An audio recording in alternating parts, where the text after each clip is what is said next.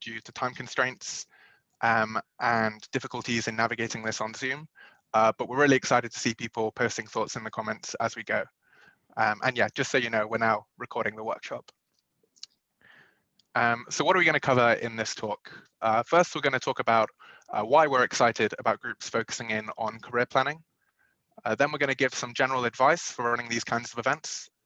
And then we're going to talk a bit about what we see as the main risks here and how to go about mitigating these risks.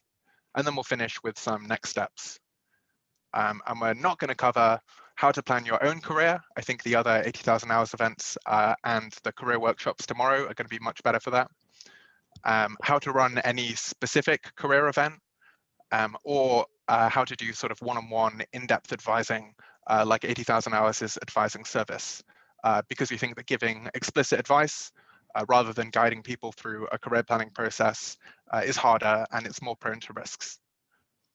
And a general caveat on all of this is that it's all informed by our own experiences and impressions, and some of these things might not generalize to your group. Okay, so first I want to spell out some reasons why I think having a sizable focus on careers makes sense for a lot of groups, especially student groups. Of course, there's no one-size-fits-all advice here.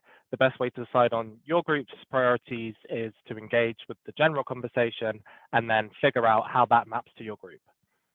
To clarify what we're trading off against here, some other focuses a group could have are direct work, which includes research and political lobbying, promoting effective giving, which includes things like pledge drives or broadly spreading good values, for example, raising awareness of EA and related ideas. So one reason to focus a lot on careers, it seems that compared to, say, pledges, we might be able to empower group members to do a lot more good with our limited resources by focusing on careers. So organizations surveyed at the EA Leaders Forum in 2019 said that they're more constrained by finding new hires with appropriate skill sets than they are by funding. We think it's probably at least 10 times more valuable to produce a counterfactual career plan change towards a top area than to produce a counterfactual giving what we can pledge. And in our experience at Oxford, at least, it's probably easier to produce one plan change than to produce 10 giving what we can pledges. So we still think it's likely a good part of a group's pipeline to include promoting effective giving. For example, because getting people to donate might be a good way to have people to engage more in thinking about cause prioritization, or as a way to begin contributing before they change career. And we definitely still encourage you to attend Luke's Giving What We Can talk later. And then there are a few reasons to think that university groups in particular have a comparative advantage at getting group members to make plan changes. So students often aren't on a specific career track yet, and any plans that they do have are often quite flexible. In fact, lots of students are actively looking for career advice, which really makes our job easier. University is a great time to explore in classes and extracurriculars, of course, but I think that having 2 or 3 summers free for internships is also a really amazing opportunity to get data and experience about lots of different career paths. Finally, students' values are often less settled. This means they're often more open to thinking seriously about their values and cause prioritization, which to us seems like a really important part of making an effective career plan. So overall, what's our take? We think we want to play to our comparative advantages, and there's lots of existing EA organizations promoting effective giving and building wider awareness. So we think that focusing on plan changes makes sense for a lot of student groups. To clarify though, we don't mean like every event should be about career planning. In practice, this focus at EA Oxford has led us to create a wide range of events to kind of lay the foundations for people to make plan changes later on. Particularly events focused on learning about EA, see Will Payne's talk for this later, and creating an enjoyable social environment. Another important part of the value of community building is the culture that you create. So things like welcomingness and good epistemics. We're hopefully in quite a unique time in the EA community. Hopefully we're very close to the beginning. And so we have an unusual amount of influence over what EA is going to look like many years from now. this kind of thing goes beyond the scope of the talk, but we just want to point out that a group's route to value comes from things other than just the relatively concrete things that we've been discussing.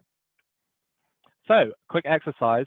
How much of your group's focus should be on plan changes compared to other things like raising awareness, research, and political lobbying? Have a think about it for yourselves for a minute, and then post your thoughts in the chat about what kind of fraction of your resources your group should spend on career plan changes. Nice. I think we'll have about a minute for this.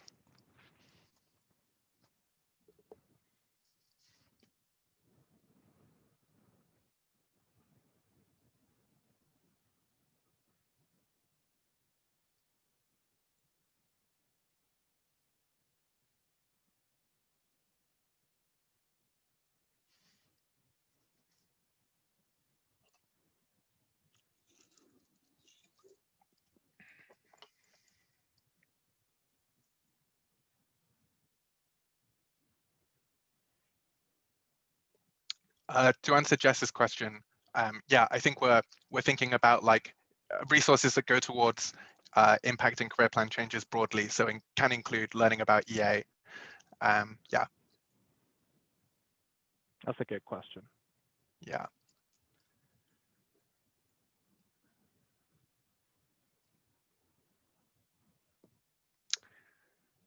Cool, great. That's a minute, though. Feel free to keep on posting thoughts in the comments.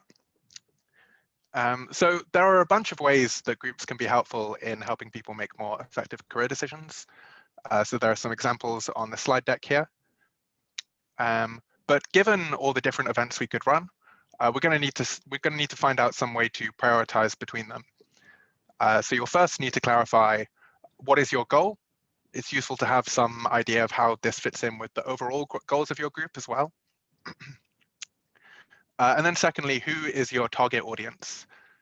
So do you just want to run an event with grad students? Or perhaps you want to focus in on a specific skill profile like policy? And how engaged do you want the attendees to be already? How much time will they have needed to spend reading and discussing EA?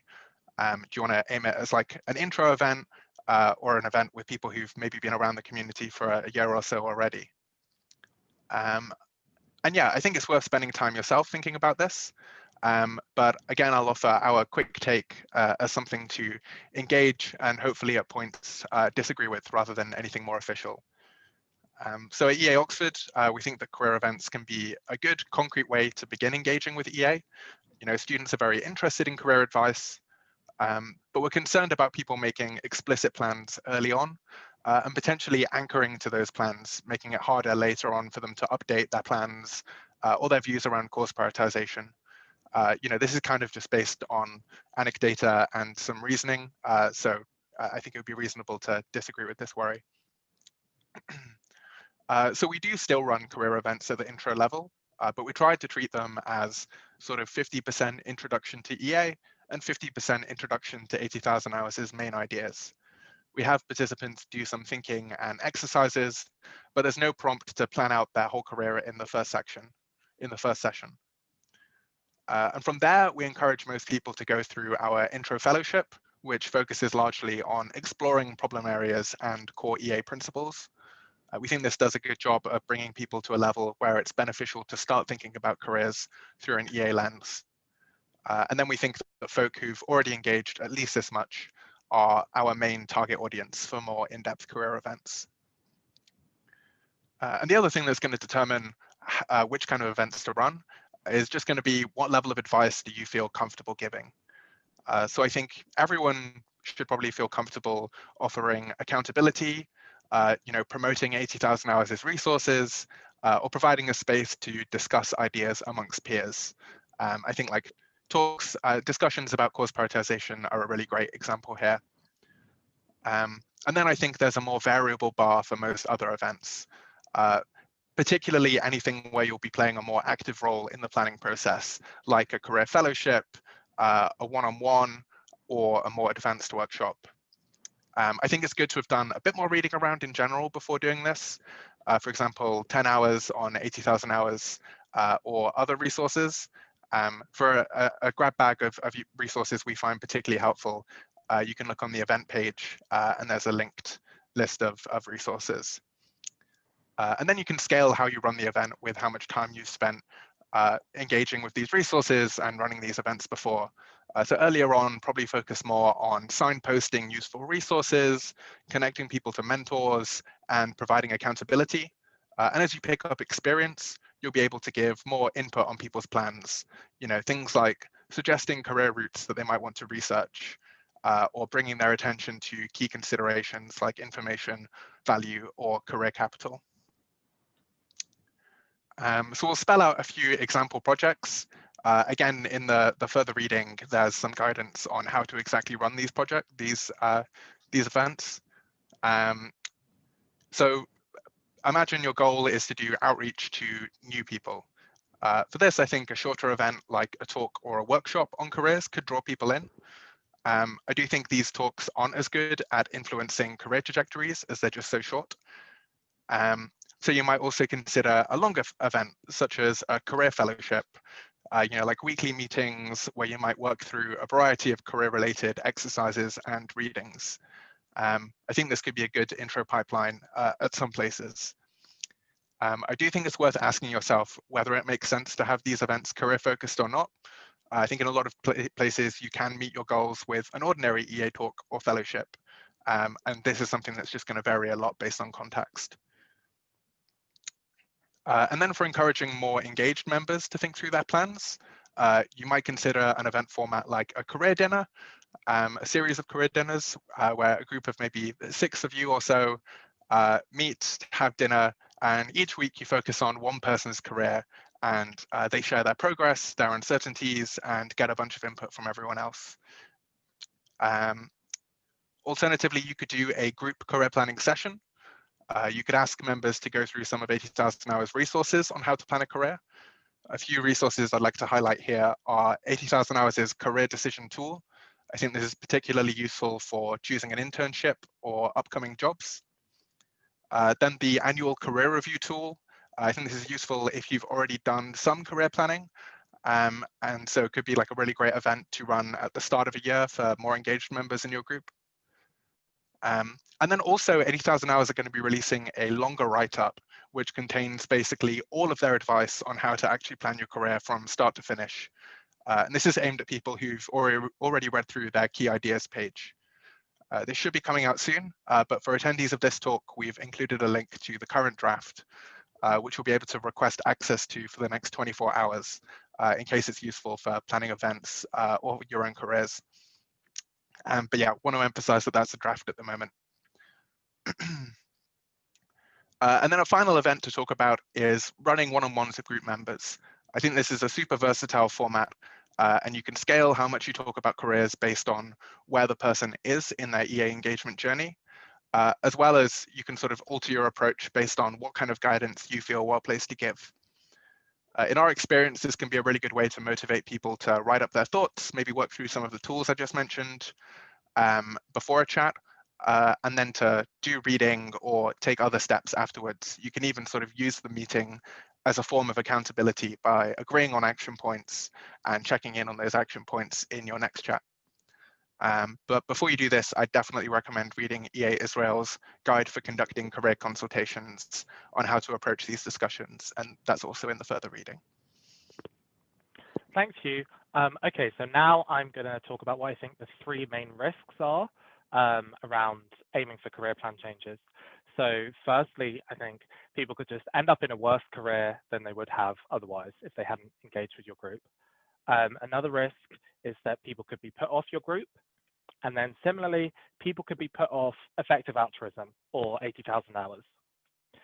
Okay, so to flesh out the first one a bit, one way this can happen is if the event contributes to spreading misconceptions or garblings of the truth. So kind of 2 examples of this. Firstly, there's a kind of misconception at the moment along the lines of earning to give being pointless, as the EA community supposedly isn't funding constrained. So imagine you're talking to someone who was going to do quantitative trading and finance and earn to give, but decided based on your advice to do direct work instead. Imagine they applied to lots of jobs from the 80,000 Hours job board, from lots of different course areas, but they weren't able to get any, and instead went to do software engineering at a charity that they didn't think was very impactful. It turns out that 80,000 hours do think earning to give will be the best option for some people in almost all major course areas, especially if they're a good fit for something like quantitative trading. And again, especially if they've applied for lots of direct work and not had any luck. Another example is you might fall back into a kind of cookie cutter template, something like, oh, if they've done maths, they should go into AI safety, without spending enough time digging into that particular person's experience or interest. So imagine you're speaking to someone who's really good at maths and they want to do something applied. They've tried computer science and they've tried economics, and they're a lot better at economics and they much preferred it.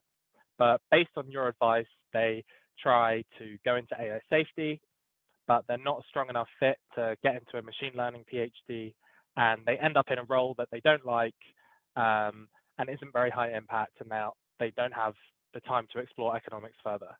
A final example actually is this misconception that you have to have a very narrow background to enter a particular path.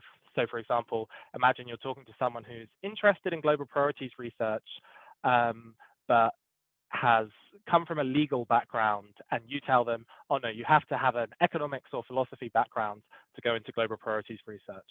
And so they don't consider it, where actually they might have been a really good fit for somewhere like the Legal Priorities Project. So in all these cases, the person you spoke to has ended up with a kind of lower impact and probably less fulfilling role than they would have otherwise, which seems bad and seems like something to be aware of. This other point of promoting over deference to EA orgs is really another misunderstanding, but I think it deserves its own mention. So by over deference, I mean people taking the advice of EA orgs way too seriously and assuming they are complete facts.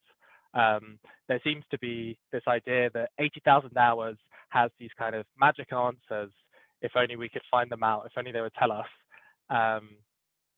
But I think it's really important to remember that being part of the EA community isn't about being told how to best help others. It's about getting help, figuring out for yourself how to best help others. So I think it's good to get advice from other people and from EA orgs, and I think it's good to take that advice seriously. But ultimately, though, it's your decision or your group members' decisions. And if you disagree with other people, I think it's your responsibility to work out why you disagree and overall decide what to do. Also, it's worth keeping in mind that EA organizations' advice is not perfect, and sometimes it's going to be wrong. Again, they don't have all the magic answers. The second risk that people are put off your group, I think some ways that this can happen is if you're pushy, for example, trying to direct the conversation towards areas people clearly don't want to talk about, or repeatedly trying to get them to explore this career path that they're really not interested in. Or if you're heavy-handed when talking about kind of personal or sensitive issues. For example, imagine an intro event, you're talking to someone who's studying medicine, and you kind of say, oh, well, it's been shown that being a doctor is ineffective. This doesn't seem like very welcoming. Or imagine you're saying everyone should take kind of high-risk, high-reward careers. This is actually just not realistic. It's not possible for lots of people. Maybe they're not comfortable taking on the personal risk. Maybe they're not able to bear the financial risk. So being sensitive seems right here. These examples might seem kind of extreme, but you can imagine something similar happening, or maybe things happening like this on a smaller scale. I feel like when people are attending your group, they're kind of implicitly monitoring all the time, are these people nice in the group? Are they reasonable? Are they trustworthy? Do I feel comfortable and welcome around them? That kind of thing. And then they're going to engage more or less based on the answers to these questions. And then the third risk, which is similar, is people being put off by 80,000 hours, being put off 80,000 hours or put off effective altruism. So this can be, for example, because you give a worse introduction or defense of an idea than, say, the 80,000 hours website would. A really useful concept here for me is the idea of idea inoculation. So you can imagine if you try to defend an idea that you can't introduce properly just yet, and the person listening kind of dismisses this idea because of your bad explanation, and then they never engage with the idea further, and then when they hear about it again, they've kind of been inoculated against it. So they're biased against it when they hear about it again. This doesn't mean that you can't talk about useful ideas unless you're not 100% confident, but it just means you should communicate your uncertainty. So notice when you can't remember some argument and then let the other person know. So just say something like, I've actually forgotten some of the reasoning here, so I'll just follow up with a link and you can decide for yourself. I think also a partial fix to this point is adding a disclaimer at the start of any event where you talk about 80,000 hours and explain that you're not 80,000 hours and the event is based on your best interpretation of their research, but you're likely to be missing things. So a quick exercise again, spend a minute reflecting on any career-related events that you're already running or are thinking of running in your group, and what you think the biggest risks are and how you could mitigate them. So yeah, we'll have a minute for this again and post things in the comments, particularly if you think of risks that we haven't thought of or haven't mentioned.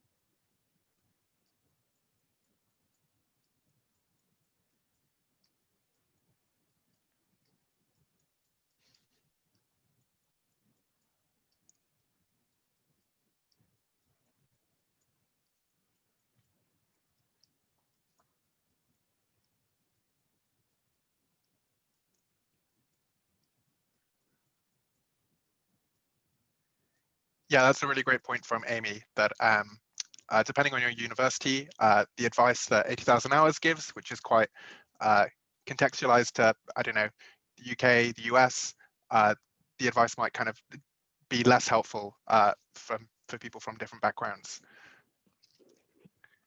Yeah, that's a great point. Yeah, I think another great example of why we should avoid just completely deferring to EA organizations and kind of bear some of the load of figuring things out for ourselves a bit too. You know, they're like kind of nearby analogs to the pieces of advice on 80,000 hours that you can kind of contextualize to your environment. Great, so now that we've clarified some risks, I'll say a little bit about how to mitigate them and generally how to improve at running career events. I think this can be summed up as read about career planning, focus on raising questions and providing tools more than providing answers, and demonstrate good norms. So be nice, reasonable, and intellectually honest. So first, read about career planning. You know, read 80,000 hours, it's great. I think it's really useful for any career route you expect to talk about a lot. So for me, these are like the priority paths. Have a broad idea of a rough description of the role and facts on personal fit, the case for impact, and recommended next steps to explore the role.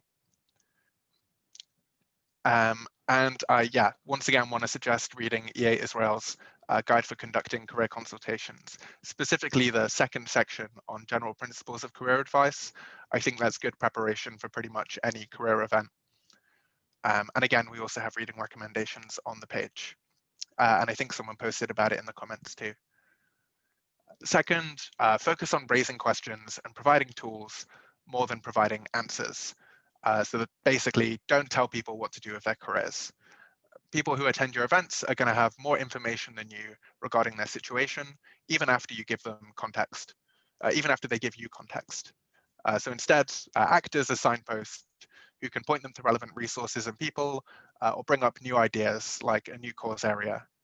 You can also help people clarify their thinking and form better plans just by asking questions. And also here, just know when to direct to others. So that might be directing them to the relevant part of the 80K website if you feel uncertain. Or it might be connecting them to other people you know, kind of mentors in your network. I often think of myself as like a UK general practitioner doctor. I know a bit about everything, but when things get complicated and in depth, I refer you to a specialist. And then also, I think people's university career service can also be a useful source of advice, particularly for more mainstream careers like consulting. And then finally here, demonstrate good norms. So be nice, reasonable, and intellectually honest. So first of all, to kind of avoid pushiness, I think my main recommendation is signpost what your events are going to focus on clearly.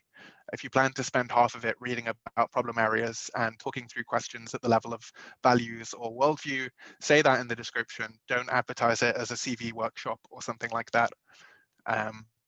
But also there's just like, kind of getting a general sense of when someone's feeling uncomfortable and not pushing too hard if you notice that they are. And then I think just be reasonable. I think it's really good to endorse ways of reasoning that people might think aren't EA or something like that. So if someone doesn't want to work on a problem area, despite thinking that it's important rationally, because they're not emotionally compelled to work on it, I think it's important to endorse that finding a role that you can be sustainably motivated to pursue is super important. And so this is worth paying attention to.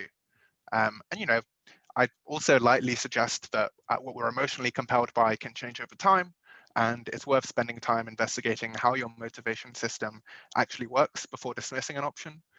But yeah, and then also talking about things like prioritizing mental health and enjoyment in your career. And in particular here, be intellectually honest. So you need to be very clear about your uncertainties, be clear how sure you are of different claims you're making, be completely willing to say, I don't know about the very large set of things that you don't know.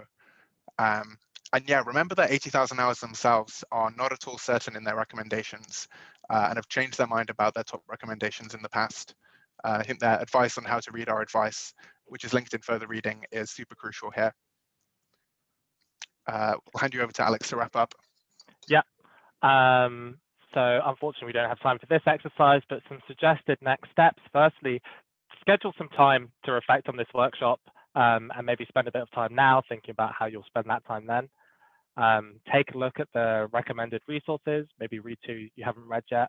Schedule in your own next career planning session. We think it's much easier to walk others through the process when you're familiar with it yourself. Talk to people at the summit. Vaidehi, who helped with the content of this talk and runs the local career advice network, has mentioned she's very happy to talk through different career activities with organizers who are interested, and maybe use the Zoom chat here or the Summit Slack to coordinate this. And finally, consider taking part in our in-depth fellowship. So there's more information on this link. It's basically targeted at people who have thought a bit about EA before and are thinking about how to apply it to their career and donations. If you're in this workshop and you haven't done it, then it's very likely that it's for you. And yeah, thanks a lot for coming, everyone. It's really nice to see lots of people thinking carefully about how to do this. Cheers. Yeah, thanks a lot, everyone. I'll stick around for a few minutes. Huw might have to head off, so feel free to ask questions in the Zoom chat.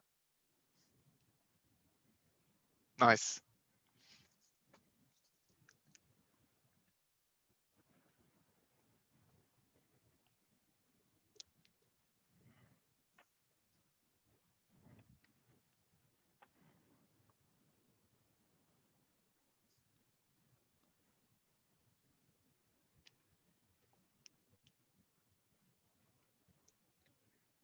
Yeah, I think a big part of the audience is just going to get eaten up by the CEA strategy update talk. Yeah. But yeah, I guess do feel free to reach out if you have any questions. And yeah, I think I might go and attend that talk myself. Awesome. Thanks, everyone.